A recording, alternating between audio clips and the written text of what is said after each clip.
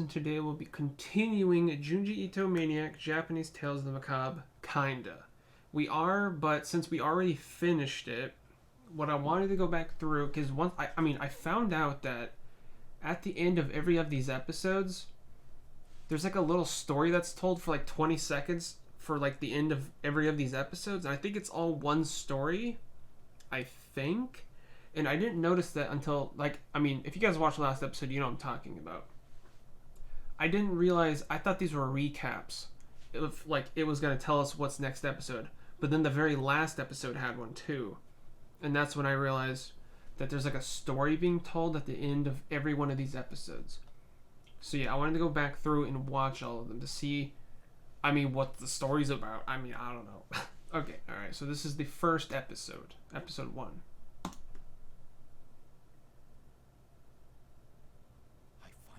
Something was strange. A dark hole. A sweet scent filling the room. I must write down what's going on in front of my eyes, so at some point people will say that I am the strange one. But I have no paper. I don't have Okay. I scraped the tip of my finger against the splintered wall. Oh, wait. There's some red ink here now. Then that's it. Awesome. Okay, so in episode 1, some guy's saying there's something strange going on in front of him. There's a dark hole and it smells sweet in the room, and he wants to write it down on paper and pen, but he's all out of ink, so he scratched his finger against the wall to use his blood as ink, kind of. Yeah, okay, so that's episode 1. So now we're gonna go to 2. Okay, these are all either connected or they're all completely different little stories. I'm not too sure. It's amazing. The red ink turns black when it dries. No, it sure does. Good. That's good for me. Where does this poignant smell of iron come from? Oh, well. Really? What's that thing with my face that's flying around? I must write down every little thing I see and hear with the ink. But there's no paper. Okay, whoa. Wait, what was episode 2 about? Oh, wait, so... Wait, are these connected? They are connected because there's one story. But, so this was episode 2, and he's talking about seeing his head flying around or something. And the next episode is Hanging Balloon. So, are these recaps? So he noticed the red ink turns red or darker black because that's how blood is. Okay, so yeah. Episode 2, he talked about he noticed that the red ink turns black after a while, so he thought that was cool, I guess. And he noticed a smell of iron, which is obviously the blood, but this guy is schizo apparently, and he noticed he saw something flying around with his head on it. So these are kind of in a way like recaps, because next episode would be 3 and it's strictly Hanging Balloon. So these are kind of recaps, kind of. See, here it is, right here. It's not high quality paper, but still it's better than nothing. Okay. I slide the soft pen over its bumpy surface, preparing to scribe. What I saw last night was a sad man who could not fall asleep. And there, a cicada out of season is crying out in an insane frenzy. Whoa. Okay, what? Okay, so he's using some sort of bumpy surface as paper? What the heck's he referring to? Wait. From what it looks like, is he using the skin on his head? Or does the imagery have nothing to do with what's going on? Maybe? I don't know, boys. Okay. So, episode 3, basically, he found paper, but it's not high quality paper. I'm assuming he's referring to skin. I am assuming. Probably. He says it's a bumpy surface. And he mentioned about yesterday he saw a sad man who could not sleep. And then out of nowhere, a cicada started crying out loud, out of season. So I'm thinking, is he talking about? So he thought was it? I don't know if it was actually a cicada. He heard screaming, thinking it was an out of season cicada because it's the screaming. But actually, I'm thinking. I mean, he talked about last night how he saw an old man who could not sleep. So was it either himself he's talking about, or the fact that whatever this thing that's screaming is actually the person that he's like peeling the skin off of to use as paper? Long black hair protruding from the wall. It was swaying from the letters I wrote on the wall, and I was wondering what it was. But it was hair. What exactly is it trying to do? Is it growing in an effort to touch me? I just tore off that curious clump of hair. When I did, that mound of mane became very docile. Whoa. Okay, whoa, wait a second. Oh, okay, so they are somehow kind of like sneak peeks, because what it was talking about next episode, this is 4 by the way. This is episode 4. So it's talking about episode 5, which is Intruder and Long Hair in the Attic. It's referring to the old hair. I mean the long hair in the attic. That's what it's referring to. Okay, so episode 4, long black hair coming from the wall, swaying from letters on the wall, the ones that he like, the letters that he did. And it seemed that the hair was growing to touch him, like to reach out towards him. But the hair became really docile once he ripped the clump of hair. Something like that. So whoever this person is, obviously it seems to be a guy by the voice. An older gentleman, I guess. I don't know, because like it's all somehow connected, but like it's almost like every entity that he is facing in this story is something that we see next episode, kind of, for the most part. But what's interesting is this guy telling us this story is encountering these spirit entity ghost villains, or whatever the heck you want to call them, before we do. Like, he's encountering this before next episode, which is all about the hair in the attic. So it's like he's somehow causing it. It's either he's causing it, or it's like a sneak peek type deal for next episode. But like, I don't know. No, it was white. Was it white to begin with? The paper is filling up with black insects. Nice. Where did these things come from? If you look close enough, the insects are all in the shape of letters. It's almost as if they're trying to tell me something. What? More about these strange insects. If I open the putrid library, will I find the answer somewhere in there? Okay, see, he did it again. Okay, he did the thing, boys. Next episode is Mold and Library Vision. Okay, so whatever this, he's like an overpowering being or something. He's like a being causing these episodes to happen, is what it seems to be, like, right? Like, so, okay. So episode 5, basically, paper is filling up with black insects shaped like letters, and he's wondering, if I open the putrid library, I might learn more about it, more about like these insects or something. So he's saying as if he has power to open the putrid library. So whatever this is it Junji Ito? Like, this overpowering being of like seems to have power over all, basically. Kind of, it seems like he's almost causing everything that's happening. Kind of. Gather round and listen closely to the tombstone thrusted there, to the many tombstones. See, now I can also hear the voices of a conversation, you see. The fact that I can hear it means that you can clearly hear it as well. But for those among you that can't hear it, I must find a way to share. I'll teach it to the insects. Bro, what? Oh my gosh. Okay. And next episode, yeah. Okay, next episode is Toontown. Okay, so yeah, see, he's somehow like, he's like the viewer or something. I don't know what he is, but he has like, he somehow, I don't know, he somehow knows exactly where to be. You know what I mean? It's like, I don't know how to explain it. It's super weird.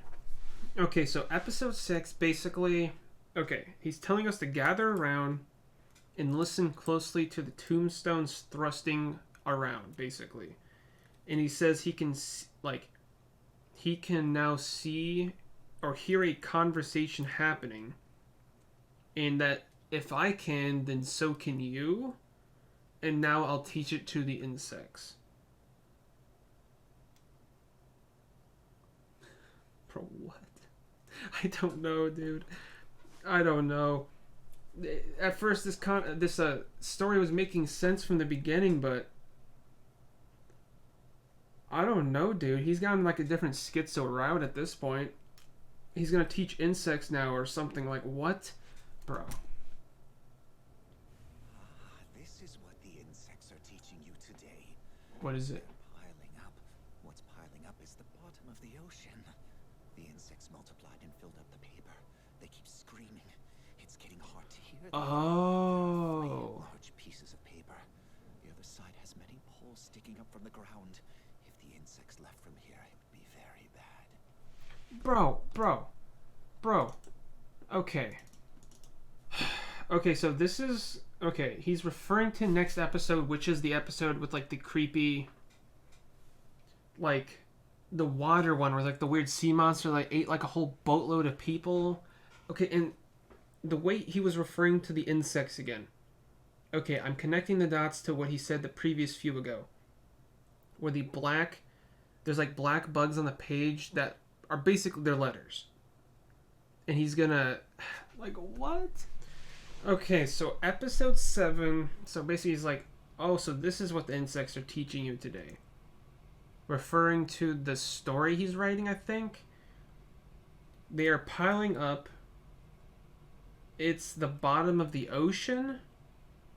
The insects are multiplying and filling the paper. There are 3 large pieces of paper. The other side has many poles sticking from the ground. And if the bugs left now, or if the insects left now, it would be bad. Okay, so what is next episode?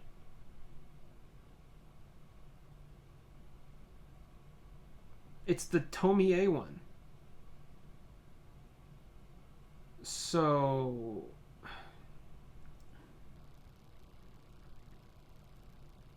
I don't know. This doesn't seem to have anything to do with next episode.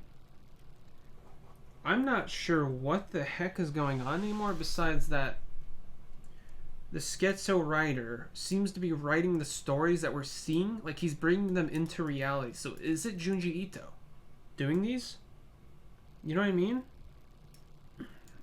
I don't know. Oh, okay, wait a second. No. Next episode is not Tomie. It's the Layers of Terror, that thing that drifted ashore. Wait, what? Okay, so he was referring to Layers of Terror and the thing that drifted ashore. That's what he was referring to with like the 3 large pieces of paper and all that. So he's referring to Layers of Terror for the most part. And the ocean part too. So the 3 large pieces of paper, and on the other side has many poles sticking out from the ground. I think that's referring to how when the girl had her face, like half her face cut off and it was stuck on a pole, that's what he was referring to. And yeah, okay, if he's referring to a piece of flesh on the back side of a pole or something, then he's writing on skin. So that is what he's writing on. Okay, so that makes sense. Hey, Mr. Insect, do you want to hear the story about the woman who came here yesterday? I was surprised to hear that there are people like that out in this world. Oh yes, you feel the same way, don't you? He's referring to Tomie? The woman also had an insect on her face. My life was spared only insect on her face allowed me to take notice of it. Okay, what? Okay, he's obviously referring to Tomie, but like, okay, what? Okay, so episode 8, he starts off by calling us Mr. Insect. Want me to tell you a story about the woman who came here yesterday? The woman had an insect on her face, and my life was spared because of the insect on her face. Like, he's referring to Tomie, but what, like... So, hey, Mr. Insect. So far in the story, insects are referred to as the words. But why were there words on her face? Like, and he was spared because of that? Like, what? I don't get it. Oh, it appears the insects are starting to argue with one another. My, oh my, this might not be an argument. Is it bullying? Oh man, I hate that one. It's better if you stopped. I'm watching as well with my very own eyes. Oh, the ink. It's no longer coming out. I need more red ink. Okay. Okay, he's obviously referring to the bully. And the undurable labyrinth, but I don't really think that one really was in there too much. Okay, so in 9, the insects are starting to argue. No, wait, it's bullying. He's referring to the bully one. And once again, so the insects are...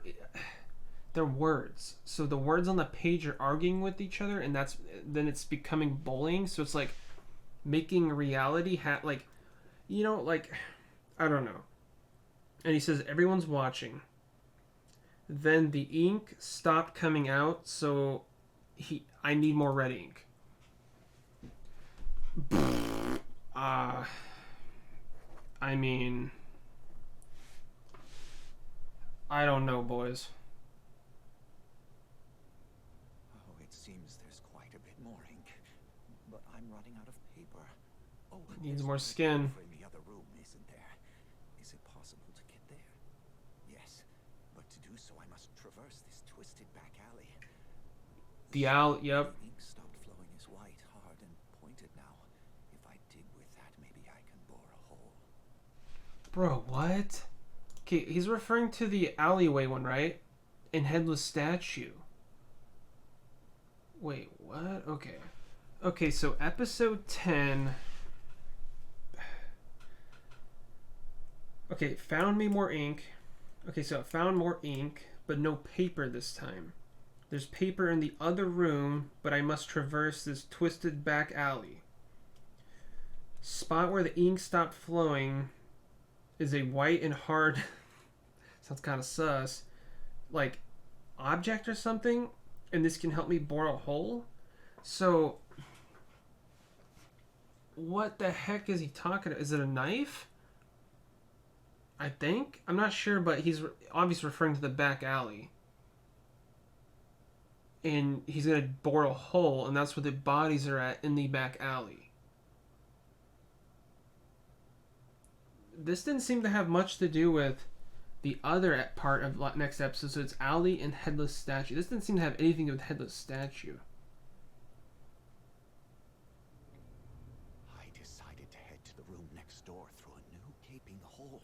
Okay. The insects were whispering, and that made me realize, what a fool I've been. I've only been following the orders of the insects until now.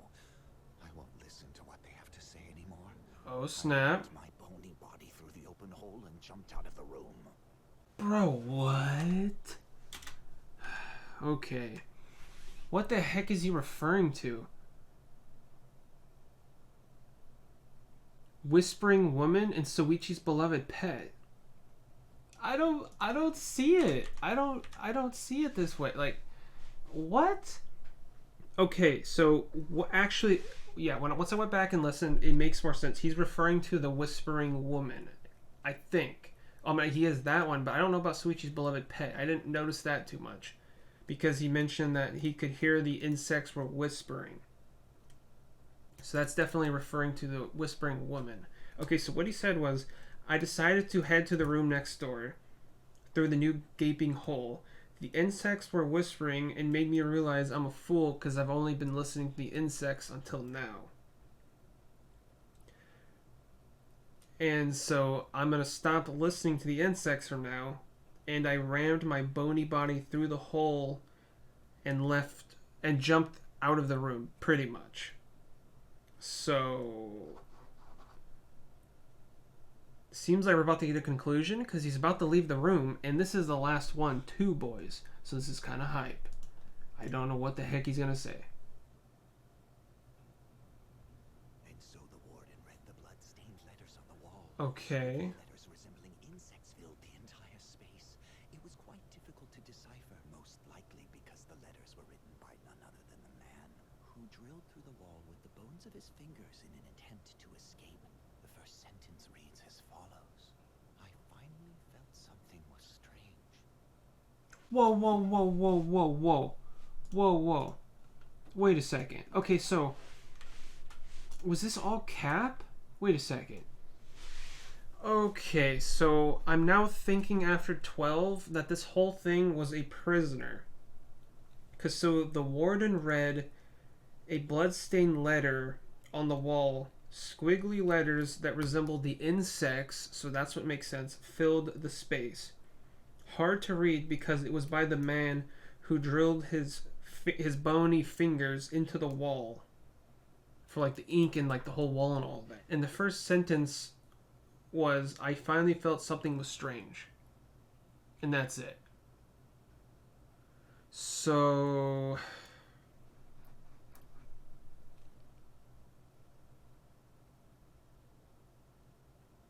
this whole thing was by was it a prisoner? It seems like it was a prisoner in the wall.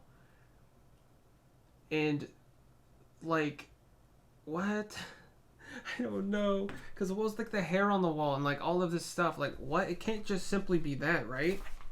So in the beginning he says he found a strange dark hole with a sweet scent, but he wanted to write about it, but he had no paper or pen, so he used his blood for ink, pretty much. And he's writing all this down because at some point people are gonna think he's the strange schizo one.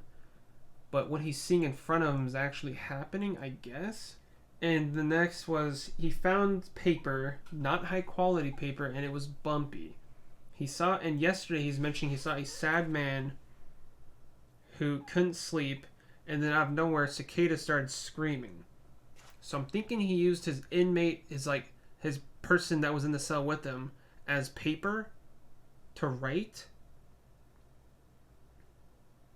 And then long black hair started coming from the wall, swinging from the letters on the wall, growing to touch me, but then became docile once I ripped the clump of hair.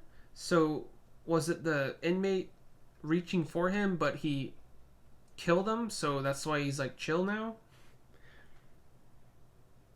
But now the paper is filling with black insect-shaped letters. And he's confused, but if he opens the putrid library, I might learn more? Like, what the heck is the putrid library? If this is all taking place in a jail cell, how is he going to a library?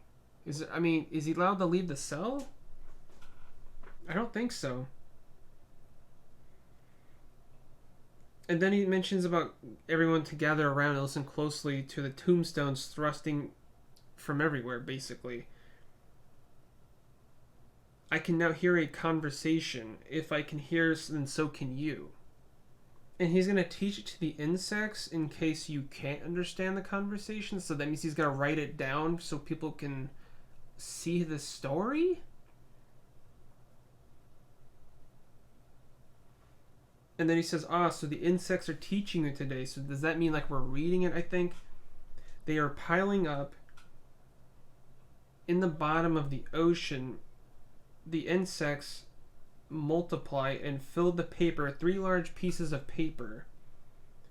The other side had many poles sticking from the ground. If bugs left now, it would be bad. So I don't know. This is no longer in a jail cell. Like, what the heck? How is this? You know what I mean? I'm trying to think of what this could be in a jail cell. It just doesn't make any sense now. I mean, I don't know. And then it says, "Hey, Mr. Insects, want me to tell you a story about a woman who came here yesterday. That woman had insects on her face. My life was spared only because I noticed the insects on her face." So was that perhaps like a psychiatrist or like a person coming to talk to him? But then how was he saved by insects or bug or words on her face? Then notice that the insects are starting to argue. No, wait, it's bullying. Everyone's watching. The ink isn't coming out no more. I need more red ink. So is he noticing like a fight going on between inmates?